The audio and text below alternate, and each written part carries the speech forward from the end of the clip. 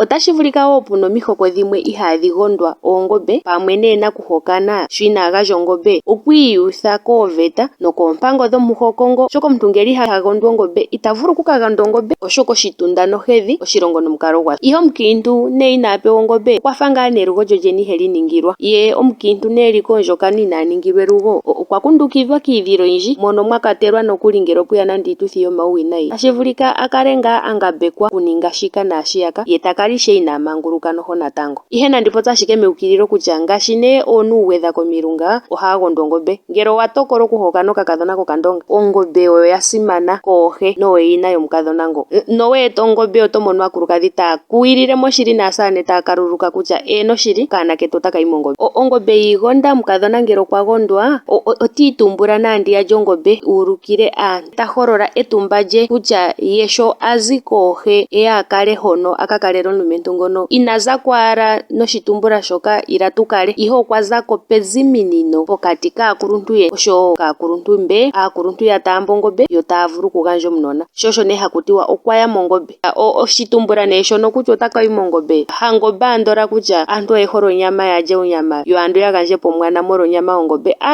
esimanekathano. Osho wete ongombe ndjino yali hayi dhipagwa negonga nomonale nokuli oshafa shili ngeyi kutya omazimo gamwe ngele nokuli nale anuwa omufuko ta hokanwa okwafa nokuli pehoho lyongombe mpo nenge ombinzi yongombe ndjono ashivulika ngaa heyi gumithwa nenge heyi pololwa ngaa pumwe pwiilile shiikwatelela koohedhi nokomilandu dhezimo lyaandjawo. Kandishiwo ngele pamwe ondeku yamukula mondjila, ihe shono wuna okukoneka osho shono kutya oshitunda nohedhi, oshilongo nomukalo gwasho, kehe omuhoko oguna omilandu dhono hagu longitha uuna tashiya pokugonda aakiintu. Ongombe yiigonda haku gandja ala anuwa shaashi aantu oyena oongombe, ndee elalakano lyiigonda nenge lyongombe ndjono tayi gandjwa okukwatakanitha omazimo gaahokanathani mbo, shono tashi ulike kutya owegonda moshili. Ongombe monale oyo owala yali yasimana, kakele pethimbo ndino lyongaashingeyi sho aantu taya hepeke unene iimaliwa miinima mbyono yaana oshilonga, sho osho nokuli ho adha taku tiwa ongombe ndjono yiigonda monale nokuli ihayi kuthwa ala ando shaampo, ando otoyi pewa tayi zi kezimo lyoonyoko ngaa, toyi koonyoko kulumba mwayina